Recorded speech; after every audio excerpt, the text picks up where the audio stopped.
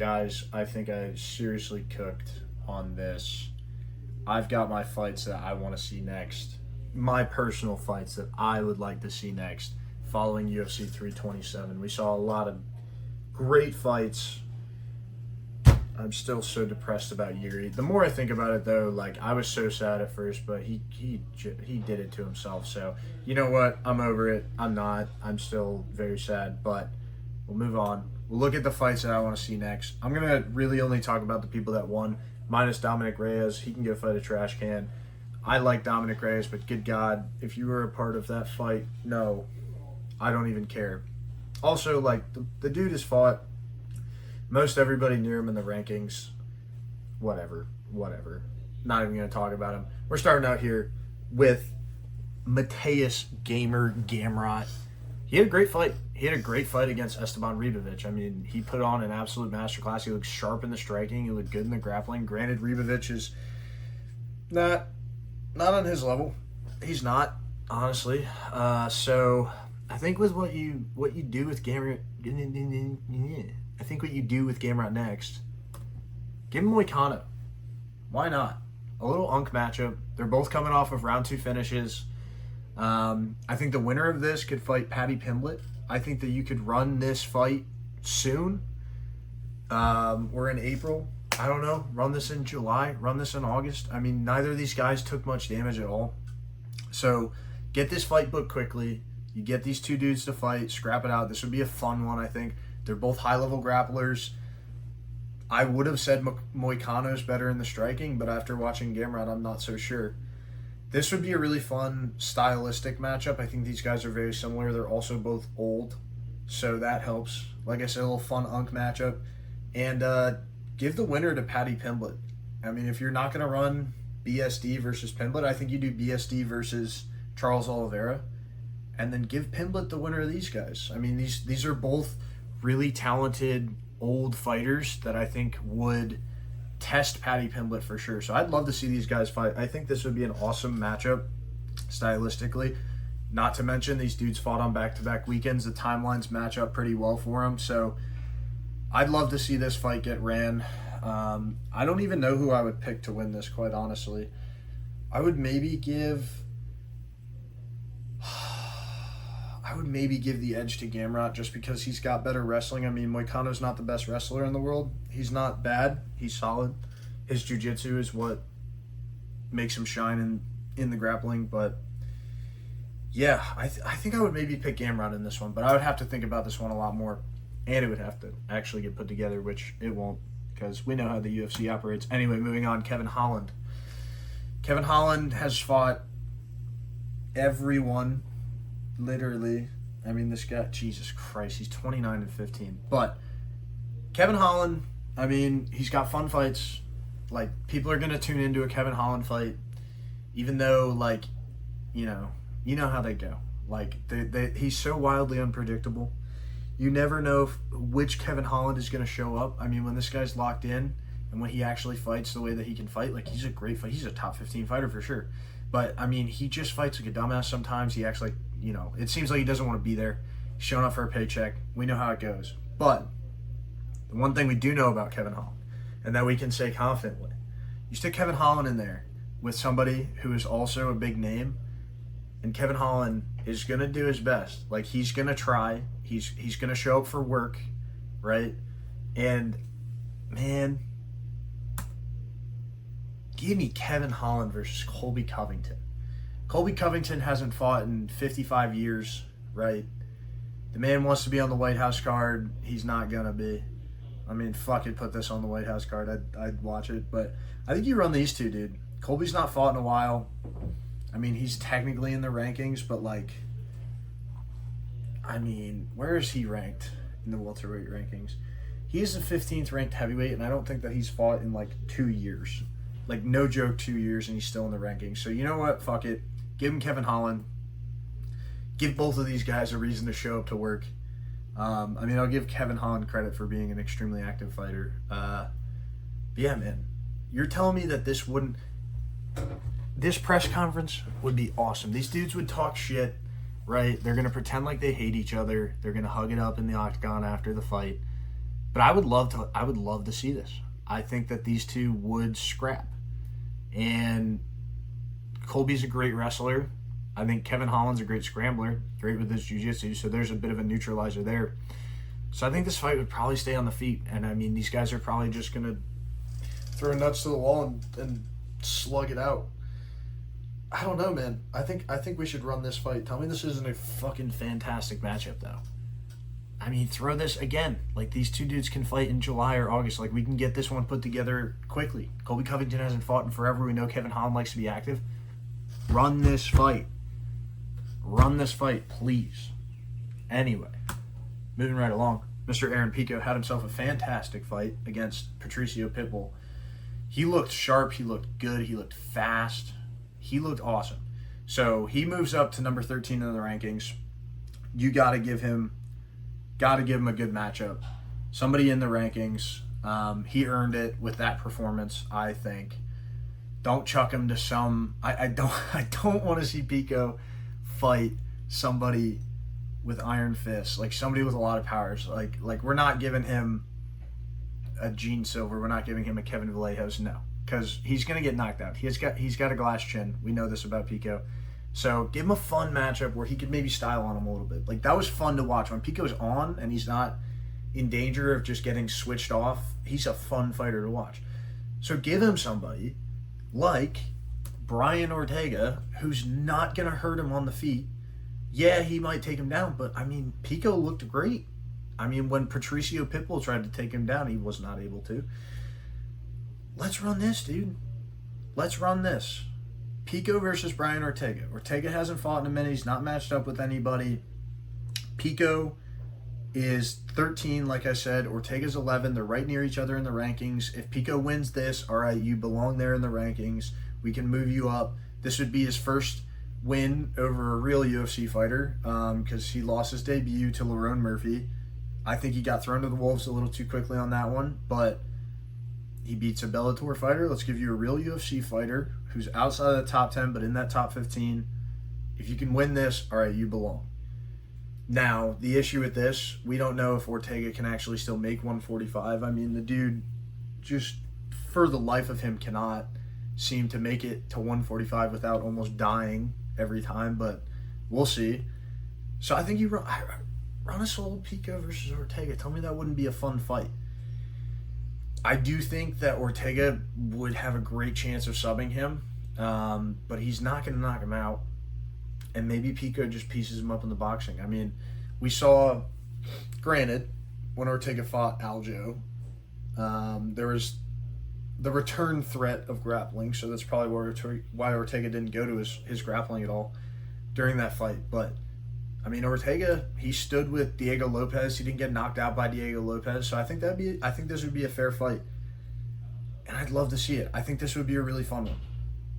Two ranked guys, a big name in Ortega. Pico could capitalize on that because honestly, I think Ortega's on his way out. Let a young guy like Pico make a name off of Ortega, win him a fight like this. He moves into the top 10, and maybe he could start looking towards guys in that like 9, 8, 7 range, you know? But those guys are all booked up right now. Yusuf Zalal's booked, Arnold Allen's booked, Steve Garcia's booked, Kevin Vallejos is booked. We're not throwing him to Gene Silva. That's a pointless matchup. All those guys up higher are booked up. So Ortega's really the only guy around this spot that's not booked right now. Run this fight. I see Pico. He didn't take much damage either. Like, this is a common theme with these guys who won on this card. They didn't take much damage, so let's get him back in there quickly. Moving on, Curtis Blades, who did take a lot of damage. So he's probably not going to be back super soon. But Blades put on a good showing, and he lost. But it wasn't, he didn't go out sad. Like, he put up a great fight. I mean, we know that was a fantastic fight. Like, those guys went out there and scrapped. That's what we like to see. Him and Josh Hokett put on fight of the year so far. Probably will win that award. Awesome, awesome, awesome fight. But he did lose. But he didn't lose bad. So you know what? Let's give him Sergey Spivak. He's right ahead of him in the rankings. I don't think that Curtis Blades losing that fight deserves to go fight somebody way down the rankings. Waldo Cortez Acosta is booked, if I'm not mistaken. I think him and Pavlovich have already fought. We don't need to run that one again. So let's give him Let's give him Sergey Spivak. Spivak's good. I think Blades could win this one. I'm a fan of Blades. I'd love to see him win. Let's be just, fuck it. I mean, this is a 6 versus 7 matchup in the heavyweight division. Throw this on a pay-per-view, like, prelims, please. More than likely, it'll be like a feature fight on a main card of a pay-per-view, but I don't know. This could even headline an Apex card. For sure, this could headline an Apex card. This would be a co-main in a crowded arena. You do a fight night somewhere in America. Throw this on there. Why not? I mean, you're probably not going to be able to run this one until like the end of the year because of the amount of damage Curtis Blades took, but I think this is a good matchup, and I think it makes sense. It makes sense based on the rankings. Curtis Blades doesn't deserve to fight way down the rankings just because he lost, because it wasn't like he lost in some sort of embarrassing fashion. So, yeah, I like this fight. Let's run it. We already know this one's happening. Josh Hokett versus Derek Lewis. This is on the White House card now. I think this is a cool fight. Like, why the fuck not type of thing. You know what I mean? I mean, Trump wanted Derek Lewis on there. Joe Rogan wanted Josh Hokett on there. As Dana White said, throw it together. Why not? It's a fun fight. We know Josh Hokett he's going to sell it, right? He'll probably win, too. Like, Derek Lewis, at this point in his career, is just showing up for a paycheck. He gets hit a couple of times, he's quitting. And I think Josh Hokett's fast. I don't think he's going to... Granted. When we take a step back here, he got hit by Curtis Blades. Now, I do think Curtis Blades is a little bit faster than Derek Lewis, but I don't care. Hokett cannot take the amount of punches he took from Curtis Blades. He cannot take that, especially in the first round from Derek Lewis. He will go out. No question about it. He'll go out cold from that. So, Hokett's got to change it up a little bit, a little more defense, a little more head movement. Can't just go out there and nah. The way he fought Blades, I don't know that he can do that against Derek Lewis. But the amount of pressure he put on Blades and the speed that he utilized, he was able to wear Blades down. I think Blades' gas tank is miles ahead of Derek Lewis's ever has been. Granted, that's a small bar at heavyweight. I think Josh Hokett wins this one. I'm not even going to lie. I think Josh Hokett wins just on speed and youth. Derek Lewis is going to quit. He'll quit like he always does. So, you know what? I like it. Why not? It's one of those matchups that's just fun. I mean, what the hell else are you going to do with Derek Lewis anyway? So, yeah, I like it. Moving on. Mr. Mirzakhanov, this boy, he got his ass kicked. He looked good in that second round, but he got whooped. He definitely got whooped. And you know what? Another guy who got his ass kicked in his last fight as well is Jamal Hill. I think this is another one that just kind of makes sense. I mean, Jamal Hill fought fairly recently. God, when did he fight? Oh, man, it might have been actually a while ago. I can't remember when he fought last. I also can't remember. I think it was Khalil Roundtree he fought last. I was in like the summer. Jamal Hill hasn't fought in a fucking minute. Fuck it. Now, this one might not work out based on timing, but Mirzakhanov needs some time off. I mean, Jamal Hill came off a knockout and then he lost again, so like, and he's lost to everybody ahead of him in the rankings except for Jan Blachowicz, but Blachowicz is already booked up, so I think this makes sense for Jamal Hill as well. He's coming off a loss. Azamat's coming off of a loss. I was thinking about saying like Azamat versus Dominic Reyes, but I can't see Dominic Reyes get knocked out again. I simply cannot see that, and that is what would happen in that fight. No question about it. So do this. Run Azamat versus Jamal Hill. I think like the size advantage of Jamal Hill would definitely play a factor. He's a lot bigger than Azamat. And as we just saw, size and length, pause. Size and length against Azamat matters. I don't know how much of that size and length that he can take. Like, size and length. All right, I'm done. Jamal Hill sucks. Azamat's good. I would love to see, I would love to just see the downfall of Jamal Hill. I'm not even going to lie. But this would be fun because Jamal Hill could also just randomly knock him out. I don't know. I think this fight just makes sense. I don't even know what I'm talking about anymore. Oh, dude, Jamal Hill versus Azamat Murzakanov. Why not? Why not? Two dudes who just lost near each other in the rankings. Let's see who's better. I think winner can move back up into that top 5. So, do it. This next fight. Oh, man.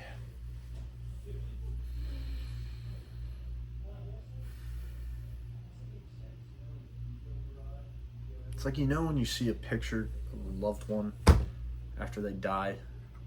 That's what I feel like right now looking at a picture of Yuri. It's like he died, dude. Bold take here, but I just think Yuri's done at 205. I think that he's done at 205. When we look at these 205 rankings, right?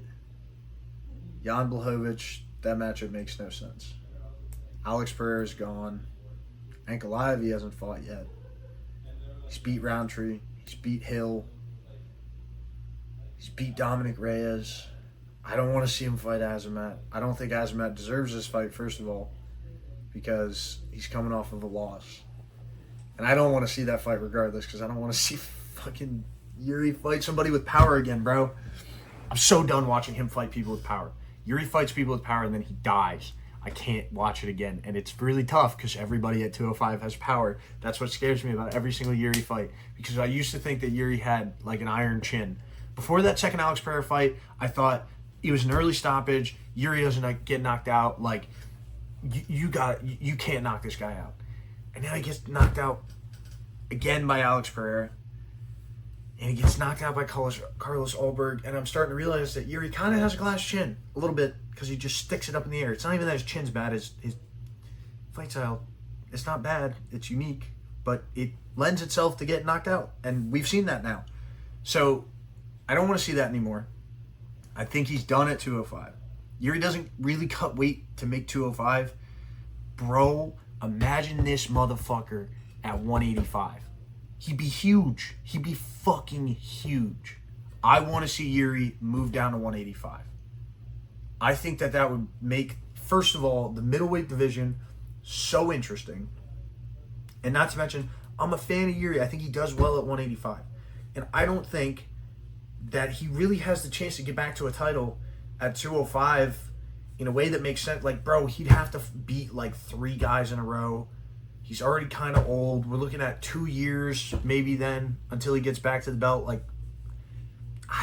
nah. So here's what we're going to do.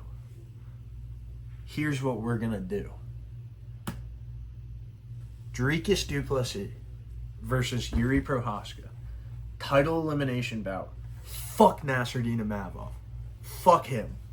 Get him out of here. Fuck that. Run Yuri Prochazka versus Dricus du Plessis. This fight, not even for a belt, could headline a pay-per-view. Imagine this fight as the co-main event. MSG in November or December. This fight as a co-main event. Come on. You're telling me this is an absolute cinema. I would love to see this fight, bro. I don't know who the fuck wins this. This is pure Looney Tunes cartoon fucking chaos. And I'm all here for it, bro. I think Yuri moves down to 185. I think you match him up with Dricus du Plessis. You get Yuri into his actual real weight class, and we see what this dude can do. He would be fucking massive at 185. I want to see this so bad, bro. Like, could you, I don't even know what the fuck a Khamzat Chimaev versus Yuri Prohaska fight even looks like at 185. What? Probably Hamzat wins with 23 minutes of control time. But my point being, run this fucking fight, bro. Run Yuri versus Dricus. Why the fuck are we not doing this, dude? I would love to see this this fight would get me so amped up. Honestly, bro, Yuri versus like anybody in this top 5 at middleweight, minus Kyle Barajo, fuck that guy. But bro, run this. Get Yuri into that middleweight rankings. Get him into the title picture at 185. I think that's his only chance of getting back to a title. Quite honestly, is doing it at 185. And because this motherfucker doesn't cut weight to make 205, bro, it's free. It's so free if he moves down to 185. I'm so serious. Anyway, run this shit. Now, what do we do with this terrorist of the sport? Carlos Ulberg. I mean, he's no personality, bro. None. He gets up on the mic. Yeah, it's gonna be a fun fight. Yeah. Dude, he's so boring. Like, his fights aren't that boring. I like watching him fight. I think I'm a little bit mad at him because he beat Yuri. But nah, fuck this guy. He's got a weird face now that I'm looking at him. He's got a weird face. Anyway, Carlos Ulberg wins the belt. However, he's out for a long time. And like a torn ACL, bro, he could be out for like a year. 9 months. Like 9 to like 14 months he could be out. That's way too long. You're probably going to have to run an interim title. Maybe not. Maybe you just let him hold on to the belt forever. But the way the UFC's been moving with dudes like being out for more than 6 months, like they're doing interim titles like nothing. So I think what you do, and you might have noticed there's one dude left off of this list so far. I think you run Paulo Costa versus Magomed Ankalaev for an interim light heavyweight title. Now hear me out.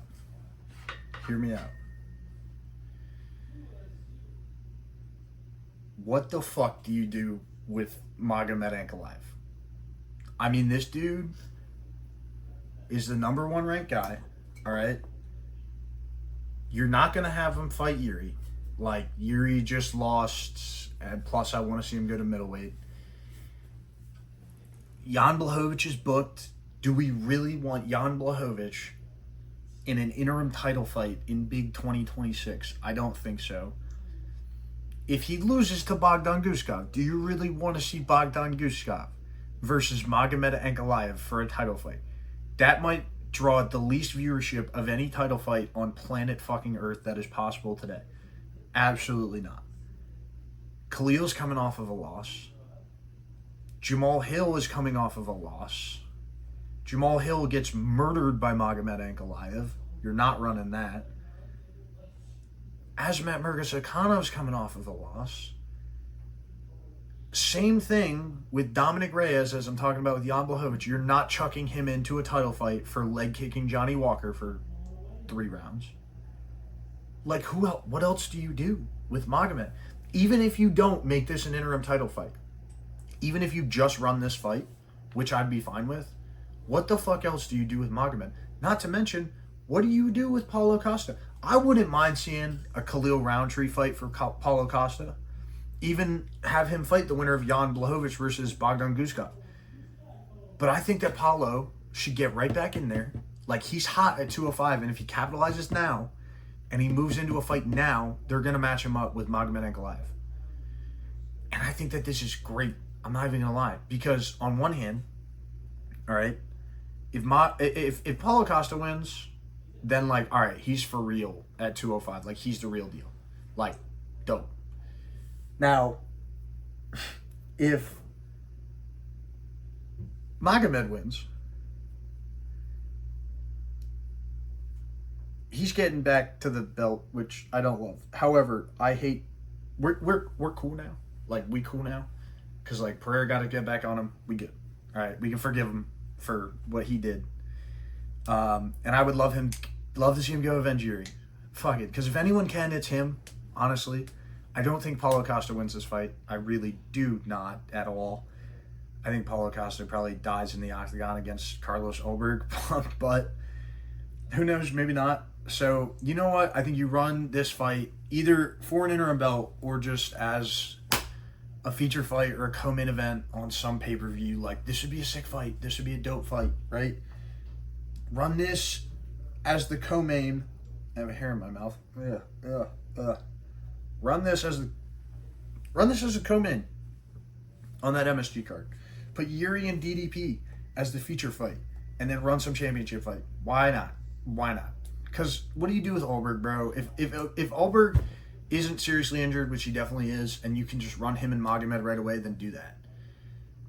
But I think other than that, bro, I think you run Paulo Costa versus Magomed Ankalaev for an interim belt. Wait for Ulberg to come back. He gets the win. I think that's the best solution. Either way, guys, that's all I got for this video. I'm going to be making a video on the sorry-ass Canada card that's coming up. This is probably the worst card I've ever seen in my entire life put together by the UFC, and that's saying something, so good job by them. Good work, UFC. Anyway, yeah, keep a lookout for that. Peace out.